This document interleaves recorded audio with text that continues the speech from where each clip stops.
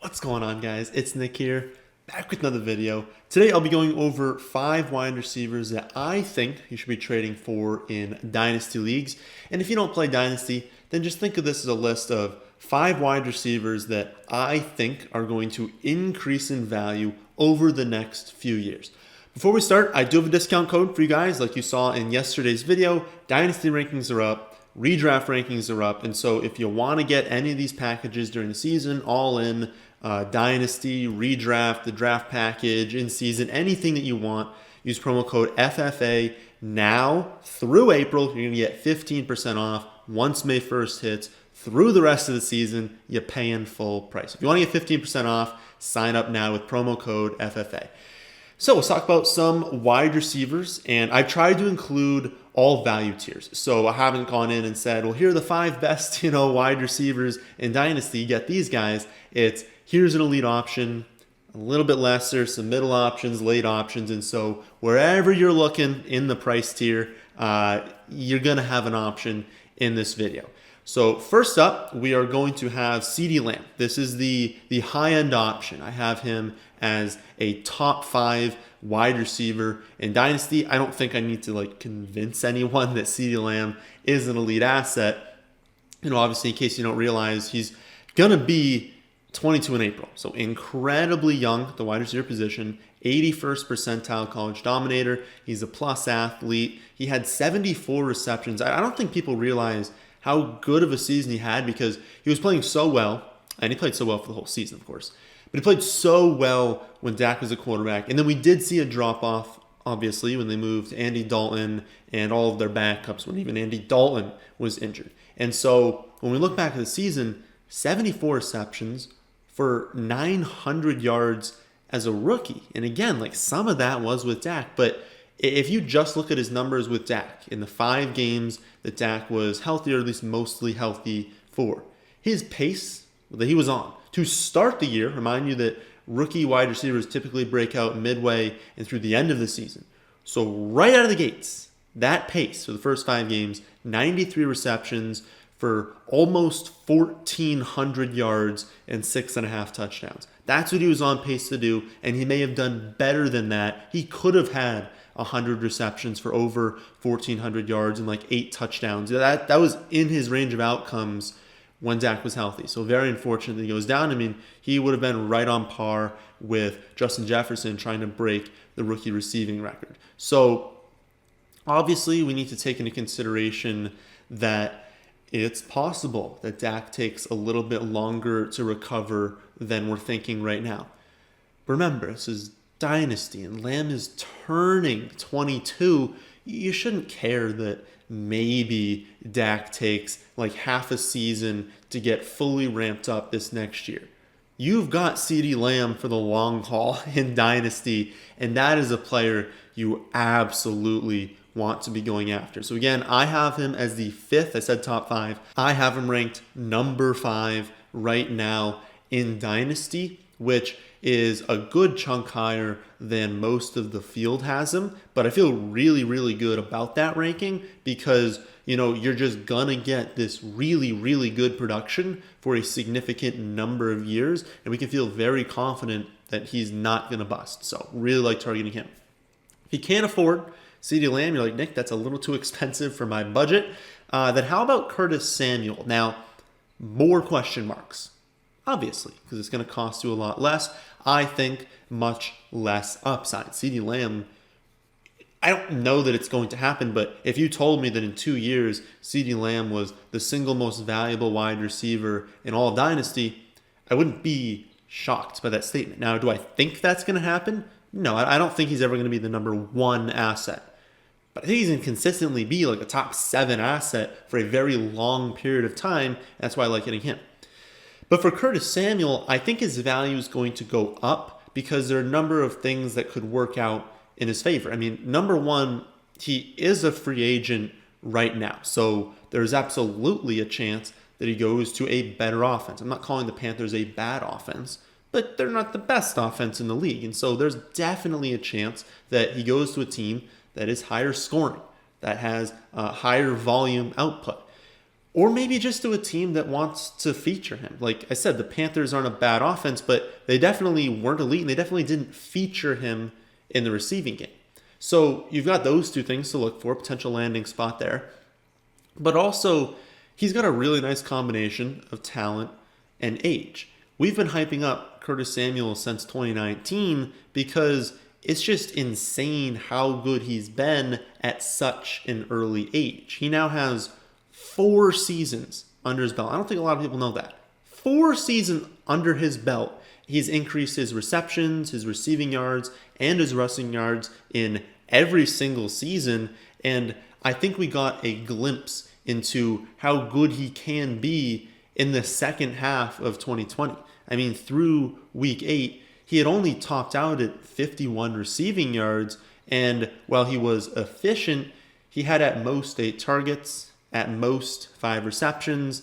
And then we flipped to the second half of the season, and he performed a lot better. Over the final 8 weeks, he averaged nearly 8 targets a game, 6 receptions per game, 87 total yards per game. That's really solid production. And, he was very consistent. He had over 100 receiving yards in 3 out of 8. He had over 74 total yards, though, in 6 out of 8. And again, I'm not saying he's like the next Calvin Johnson. I mean, Ceedee Lamb clearly has a higher ceiling than Curtis Samuel. But I'm sure that there is a team out there in free agency that sees how good he has been at such an early age. Because remember, this may be his 5th season coming up, but he's going to be turning 25 later in the year. So he's still pretty young. And unlike Lamb, he's not going to cost you elite value to acquire. And it's certainly possible that his owner has been fed up a little bit with his production thus far, because he was supposed to break out not last year, like not in this past season we just had, but the year before that. That was when everyone was hyping him up, and he dudded. Now, not as many people are hyping him up this season, and he had a much better season. Maybe his owner's like, oh, I'm selling high on him right now. I don't think this is the peak of his value. I think his value is going to continue to rise from now. So if you can acquire him now, that'll be beneficial to your team. If you're looking for a little bit cheaper than that, although it's not much cheaper, I only have him separated by 2 wide receiver spots, but a little bit cheaper, or maybe you just don't want Curtis Samuel because a little bit of ambiguity there. How about Michael Pittman? I genuinely believe he is going to explode. Maybe not this season, but at some point in the next 2 to 3 years, I think he's going absolutely nuts, and it could very well be this next season. Like I kind of alluded to in yesterday's video when talking about Jonathan Taylor, I don't want to say Phillip Rivers was horrendous, right? Like he had an okay season, but he clearly was not a great quarterback, and also he targeted running backs a decent amount. Now, like I said in the video, it wasn't Jonathan Taylor, it was mostly Nyheim Hines, but you got to think that at some point in the near future, the Colts are going to get a quarterback that, and maybe it's this year with some of the quarterbacks in free agency, but at some point they're going to get a quarterback who's not targeting running backs on every single play, isn't as infatuated with the tight end position, like actually throws the wide receivers, and isn't effectively dust. Like Phillip Rivers was just at the very tail end of his career. It's a good idea for him to have retired because he didn't have much left. When you combine that potential to bring in a really good quarterback in his place, with the fact that Pittman was a rookie, and while we've been kind of lucky with how good rookie wide receivers have been in recent years, remember, they're rookies, and so he's going to grow as a wide receiver. He's going to get much better at all these different things that make great wide receivers, but he's already got the physical attributes. He's already had a really solid first season. He's shown that he's got weekly upside. He's shown that he's clearly capable of producing, and they've shown they want him to be the guy. You look at this offense and you say, T.Y. Hilton's getting up there in age. He's had a lot of injuries recently. Like, does T.Y. have, 1 to 2 years left? I mean, of elite production, he's done. He's not an elite wide receiver anymore. But of even solid production, 1 to 2 years. And, you look at last season, we saw a big shift in these snaps. We see T.Y. was on the field, for a pretty hefty snap share to start the season. Then it kind of levels out around 60% over the second half of the season. Whereas Pittman, he was already up to 80, 90% snap share to end the season.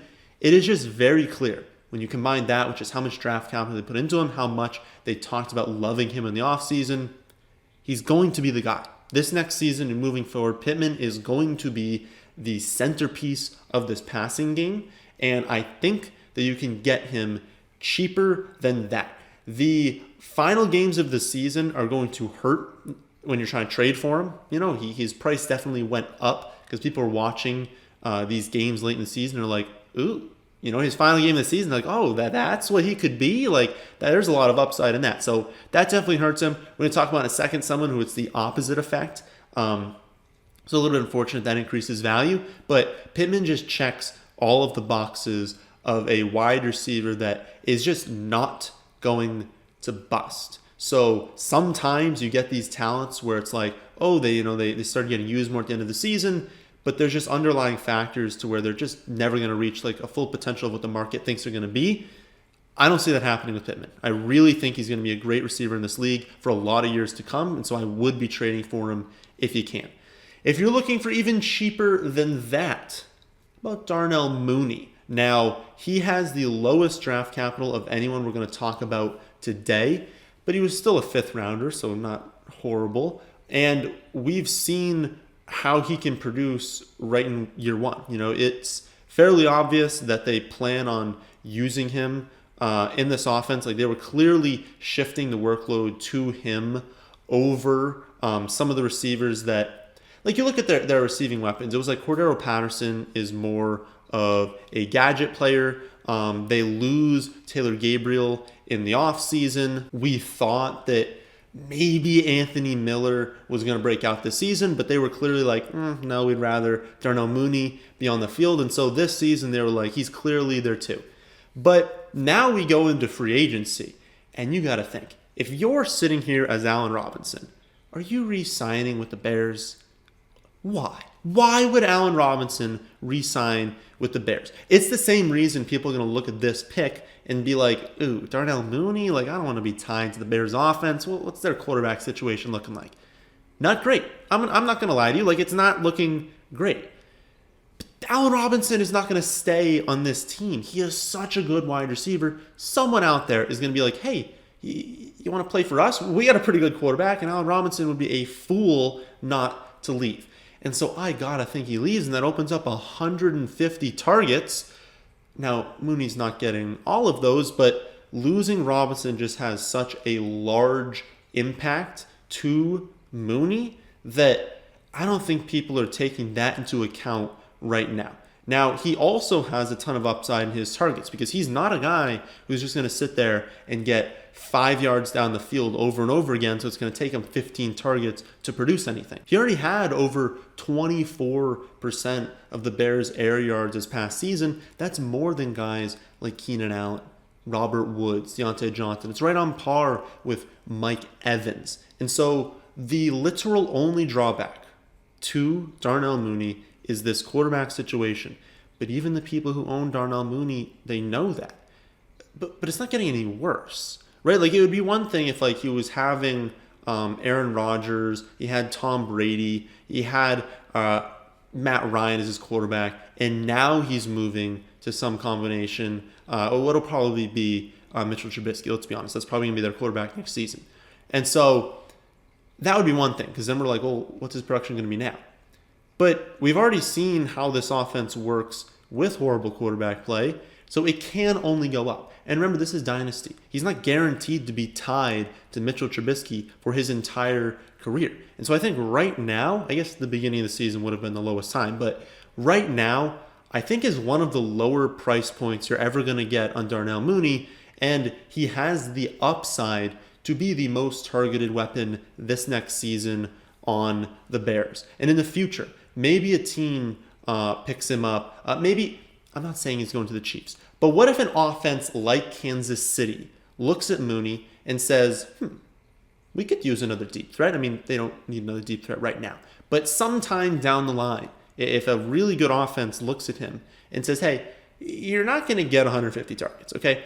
But we can give you 110 targets with a good portion of those coming deep down the field from a good quarterback. I mean, what if you replace Darnell Mooney, or you replace Marquez Valdez-Scantling with Darnell Mooney? I mean, there's a real chance Darnell Mooney is a better receiver than MVS at this point, and we've seen MVS produce because of the quarterback. And so if we have a situation like that down the line, his value is going up. So definitely someone who is not guaranteed to break out, but someone who's not going to cost you all that much. And so I think it's worth taking a shot on him. Final player, if you're like, Nick, you get it? I'm just not trading for a wide receiver tied to Mitchell Trubisky. Okay. How about Gabriel Davis? Well, he's tied to Josh Allen. That's a little bit better of a future output. I mean, we kind of think that Davis is going to be the wide receiver 2 basically of the future for the Bills. He was taken in the 4th round, which I think is earlier than a lot of people think. And when you're saying, well, he can't be a 1, I know. Stephon Diggs is the wide receiver 1 for the Buffalo Bills. He is very clearly the best receiver. Gabriel Davis is just never going to be as good a receiver as Stephon Diggs. Don't even think that's in his range of outcomes. But he doesn't need to be. I mean, we saw this season, in his rookie year, he was able to produce when John Brown was injured. And we look, John Brown's going to be 31 when the season starts, and he's only under contract for this upcoming season. Do we really think they're going to re-sign him long term when he's 32 years old? And so maybe they view this as, hey, we've got John Brown for one more season. We're slowly going to introduce Gabriel Davis and kind of have him slowly take over the role that John Brown has. Because, I mean, if you listen to what this organization has said about Gabriel Davis, they love him. They love this kid, and he's produced every single time they've given him the opportunity. Now, like I said earlier with Pittman, Pittman closed the season strong, like really, really strong. People saw that, and his price is going up because of it. Well, Gabriel Davis, he had a really, really nice season. 600 yards, 7 touchdowns. Some of that had to do with John Brown getting injured, but I mean, John Brown does that. John Brown gets injured all the time, and it's not getting better as he gets up there in age. And so with Davis, being 22 when the next season starts, and John Brown being like 10 years older than this guy, I mean, yeah, they're probably going to slowly shift that towards him. But when we saw John Brown healthy to close the season, 0 receptions in the playoffs. I mean, when we look at this, he had 7 targets in the playoffs, averaged about 20 snaps per game, didn't have a catch. His owners are going to look at that and be like, okay, maybe this was just a flash in the pan. Maybe they just don't really want him to be part of the offense. Those things are not true. He's a talented receiver. Josh Allen is a very good quarterback. This offense definitely has upside in the future. And we look at what they want to do moving forward. Again, maybe not this season, but there's no way they view John Brown as their 2 for the future. They have to view Davis as the 2. And if he's pretty much locked into that role in the future, and he's going to be 22 when the season starts, and he's not super expensive in Dynasty, I think he's a really, really, really good player to target if you don't have the budget to go after Ceedee Lamb, to go after Michael Pittman. Gabriel Davis, that's a name that you really need to consider going after. So those are 5 wide receivers that I would be trading for in Dynasty Leagues. I will do running backs next week, so be on the lookout for that. And remember the discount on the website right now. Sign up for any of the packages before May 1st with the promo code FFA, and you're going to get 15% off. That, my friends, is the end of this one. Hope you all did enjoy. If you did, then how about hitting that like button? And how about subscribing to the channel if you're new? But thanks for watching.